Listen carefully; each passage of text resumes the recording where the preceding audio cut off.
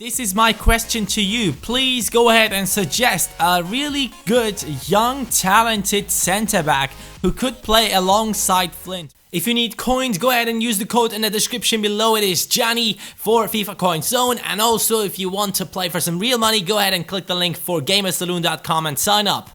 Hey, assistant coach, how are you guys doing? This is me, CaniSports, and welcome back to the Bristol City career mode. This is Season 3, Episode 1.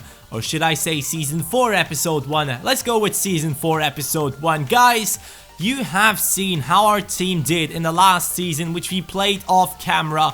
We came in 16th. We were only 1 point away from being relegated. So this team is still a big challenge in order to keep ourselves in the BPL. But my goal is to finish mid-table or even higher with this team, because I will play a load of games in this season. As you know, we might not sim a load of games in this one because our team is not the strongest. You assistant coaches have said that I should get a new center back, and you have suggested a load of good ones.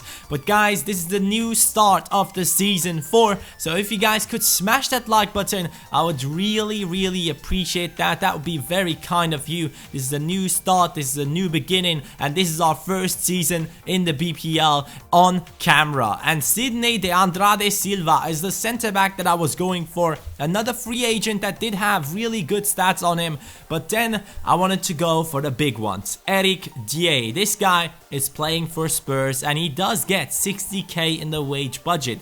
So I was only able to offer him 4 million and Williams in order to get him and then change the budget and get him a new contract. DA would be an amazing player. He has grown to like 89 for me on my Crystal Palace career mode. But then I went for someone who was lower rated. Enzo Rocco, centre back, 24 years old, and he does have some great stats on him, and you guys suggested him in the comments down below. But the big one, the one I really want to see in my team, will come up later on. Currently, our objective is to finish mid-table. And in the domestic cup, they are expecting us to get to the round of 32. So hopefully we can make that happen. And obviously we do not have a lot of money. So I was still thinking, man, who can I get for this amount of money? Who would be the perfect center back for us? And the next one or better said, the first one I went for was Sidney de Andrade Silva. This guy looked like a tough talent. And hopefully we can get him into the team. Hopefully he does have some great potential in him. And you can see right here that they did not accept our offers. Even Enzo Rocco, they wanted 8 million plus Williams. So for Eric Dier, they just said no. They didn't even give a counter offer because they were not taking us seriously enough. So the money that we have right now is probably not worth anything. So Mark Little was the guy that I was trying to sell. 2 million and then he's gone. He would be a great transfer for us. He would be gone, we would get some money. But Sidney Andrade Silva now joined our team. I will show his stats later on. You can also see that I'm trying to send my scouts to some good countries to find some good talent. And the one I'm always going for is Brazil. Technically gifted 9 months. That's what I do as always. And the other ones right here, they do not have any players in there, but hopefully in the next month we will have some good ones. Frank Alo Efulo. This guy could be Eto'o his regen. He's 18 years old. We are already in Season 4. And that could be it. This could be Eto'o his regen, or even if it's not his regen, he looks like a great player and he could have a very high potential. Then Tom Fry, 20 years old, centre midfielder. He has some incredible stats on him, but his stamina is shit. But still, I wanted to get this guy. I really wanted to get him. He's a free agent. I could have sold him on for a lot more, but somehow the approaches are blocked. Can please someone explain to me why my approaches to Tom Fry are blocked? At least I don't remember. I never tried to get him into my team. Then I was going for another young talent. I was going through every single free agent. Trust me, I was looking for some hidden gems. Tim Cochran is the next one I'm going for. 19 years old, goalkeeper.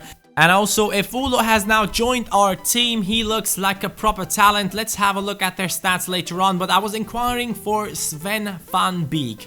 they only wanted 7 million, and I know for a fact that this guy is a sick talent. He's kind of like Björn Engels, the one that I had at Crystal Palace. He is not the fastest, but he's strong and he's great at defending, and he was in the comments a lot. A lot of people were trying to get me to buy Sven van Beek, and I really wanted to get him. The other one I could have gone for was Wesley Hurt, also from the Eredivisie, but I decided to go with Sven van Beek, 5 million plus Williams, and they accepted. I seriously couldn't believe this. I was getting really lucky, and he only wanted 35k in the wage, and that kind of surprised me. I was expecting him to be very low rated, but take a look at this. Cochran, 64 rated, 19-year-old goalkeeper, and Aloe Folo, he is an exciting prospect. Yes guys, he is an exciting prospect. I've checked his stats, and he does also have the high-low work rates which you want on a striker. So this guy could be someone for the future. He's only 1 point behind Yeşil, and also only 2 points behind Devante Cole, which you could get to in like 1 season. And Sven van Beek has accepted. He has now joined our team, and he is 77 rated. I couldn't believe this. How did that work out? How does he only want 35k? How did they accept an offer for 5 million plus Williams? I seriously think we couldn't have made a better deal. He does also have low-high work rates, which means he will be defending all the time, and that is exactly what I want. I want someone who only defends. I don't need my centre-backs to run out and join the attack. And currently, after that transfer, we do not have a lot of money left, so I decided to go ahead and request some funds. 2 million would be nice. I offered them to finish mid-table and reach the quarter-final. Normally, they were expecting from us to reach the round of 32.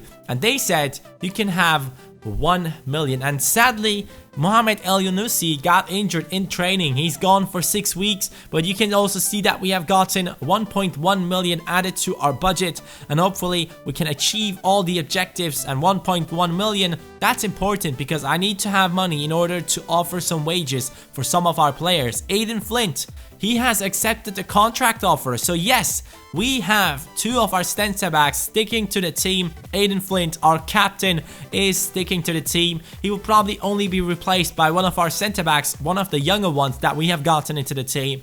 And guys, after using Pione Sisto on Twitch, I was just in love with him. I just wanted this guy in my team. So I offered 3 million plus little for Pione Sisto. This guy has been suggested so often in this career mode. Throughout the whole career mode, they wanted me to buy him. Especially, so many people were saying that he is a hidden gem. And now that I've used him, I can really approve that. And Aston Villa, I think, were trying to get Harrison Reed. I said 20 million and you can have him, but I don't really feel like selling him. I hope I can keep him. Marcel Sabitzer, though, didn't grow at all throughout the whole season that we played last time. So I felt like getting Sabitzer into the deal would make it easier to buy Sisto, and they accepted. So Pione Sisto could be joining our team, and in my opinion, that would be an amazing transfer. I seriously believe that this guy is a hidden gem, and he does have 80 potential. Yes, I know, but that's... First up, that's enough for the first season of the BPL, or at least for the first 2 seasons. But I really feel like Sisto would be a player that whenever I play the games, he would have a big impact on the game. And Sabitzer has now left the team without even playing 1 game for me. I mean, yeah, he played the whole last season, but you guys didn't see that off camera. And to be honest, I didn't really like him that much. And Sisto has now joined into our team. It is an amazing transfer. Van Beek and Sisto joined our club, and in my opinion, these transfers should get you guys excited. Sisto is a right midfielder, 4-star skiller. El Yunusi will now move over to the left-hand side, and we will have Sisto on the right-hand side. Harrison Reed, he does grow very fast. He's now 77 rated. So I decided to go ahead and offer him a new contract because I knew this guy would be growing a lot, and maybe we would get a big offer for him in the upcoming seasons. And there is the glitch once again. What is going on? This guy gets +1 on some stats and he goes down by -1. How does this happen? Can please someone explain in the comments down below, because it confuses me every single time I see it. And assistant coaches, after all those transfers, you can see that our first month of the BPL is consisting of Everton, Spurs and Liverpool. So we have 3 of the biggest opponents of the BPL straight away.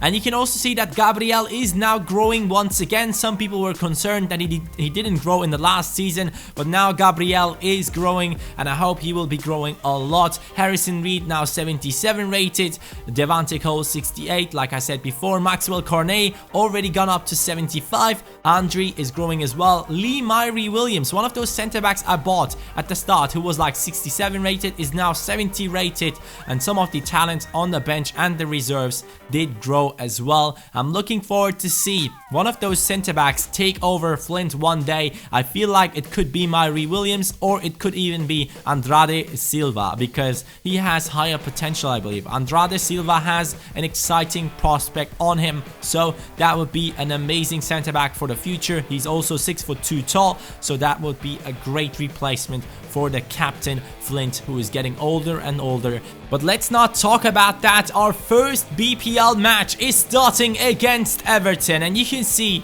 that Everton is obviously the stronger team from the start on. But as we are Bristol City, we are not giving up easily. Bakuna, our right back, with the pass over to Reed. Reed to Cornet. Cornet will pass it over to Luke Hayim with the shot, and that lands on the crossbar. An amazing shot from the center midfielder already. Now Andre on the ball, trying to get into the penalty area, loses the ball. We still have it with Andre though. Andre with the shot. It gets deflected. Another shot coming in from Luke Hayim. He had 2 big chances in this match, sadly wasn't able to score, and that is exactly the problem with this team. Sadly, I offered Everton an opportunity to score through fouling with Sisto on his debut match. Sisto gets a red card. Yes, he is now gone. And that was an unnecessary tackle by me, and we conceded straight away. 1-0. Leighton Baines normally always goes to the left-hand side. I trusted in that, but sadly it didn't work out this time. He went down the middle, and it is 1-0 for Everton. And obviously now being down to 10 men against the BPL side, we were not going to be the stronger team. Everton now with the 2-0. And they were getting the 2-0 hype in the chat, I guess. And you can see that Lukaku is passing it over to Barkley again. Barkley is just doing such an amazing job in this match. It's already 3-0, boys. Ross Barkley has taken down our team by himself. And Sisto, I'm sad that his debut ended in a red card. But you can see that we are going to be struggling a lot in the BPL. This team is nowhere near of being able to compete for the top 5 places, and you can see that we have a long way to go, and I'm looking forward to that. I'm looking forward to the challenge, but trust me, we will have some major surprises in this career mode. Some big upsets, some big signings, some big sales, something like that, something along those lines will happen. And currently we are in the 18th spot, so we lost our game. We are already in a relegation spot, so we had to play against Spurs. Spurs is our next opponent, and it will be us playing against Eriksen, Harry Kane, Townsend, Paulinho, Capoue, all these big players. And we do start off though with Reed with an amazing pass over to Hayim. He would have been through, but the freaking referee decided to give a foul for us. Please give me the advantage. I could have scored on that one. But now our left back is going in front, and he does have the ball against 3 defenders. He still has it, passes it over to Cornet. It's 1-0 for Bristol City against Tottenham Hotspurs. Our first goal in the BPL. with Cornet, and he has scored before Andre did. Is this already a sign of him being the better striker in this season? We don't know, but we will see. Andre obviously is such a legend. He has gotten us the promotion just basically by himself, and we will see how good he will be in the future. But Gabriel makes a great save on that one, a good header from Spurs, and Gabriel is able to get to it, but there is a corner kick from them. It is coming inside right here, but that was kind of a good one, but still, for some reason, it was another corner kick for them. I thought that was a header from them. Spurs once again on a corner kick in the 45th minute. Could they score this time? No, they can't. We are saving it on the line with Reed. And straight after that, the first half ended. You can see that I was playing on possession. Normally, I never have more possession than my opponent, but on this one, I had 59% possession in the first half. So that means I definitely know that I have to keep the ball as long as I can with this team. And Gabriel once again with a nice save. That could have been an amazing goal from Harry Kane.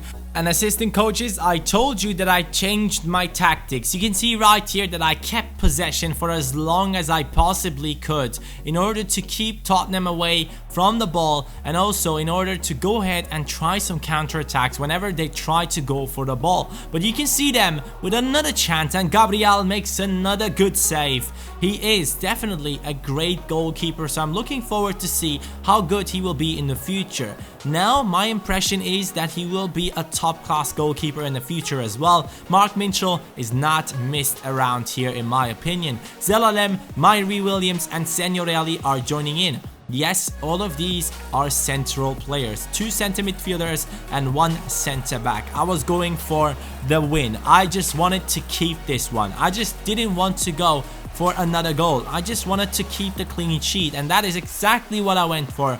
Tottenham missed their last chance in the 90th minute, and we have won our first game in the BPL thanks to the great defending of our team. Also, thanks to the great performance of Gabriel. He is the man of the match. You can see right here that we had 55% possession throughout this whole game, and that is something new for me. This is definitely a change of tactics because our team is not the best going forward. Our team is not the best at defending. But if we can go ahead and try and work as good as we can as a team and do everything together, like defending, going into attacks, everything like that, we are going to be successful. Currently, we are in the 14th spot with 3 points. Hopefully in the next episode we can get in some more points, and that would be amazing. But assistant coaches, thank you so much for watching. I hope you guys enjoyed this first episode of season number 4 with Bristol City.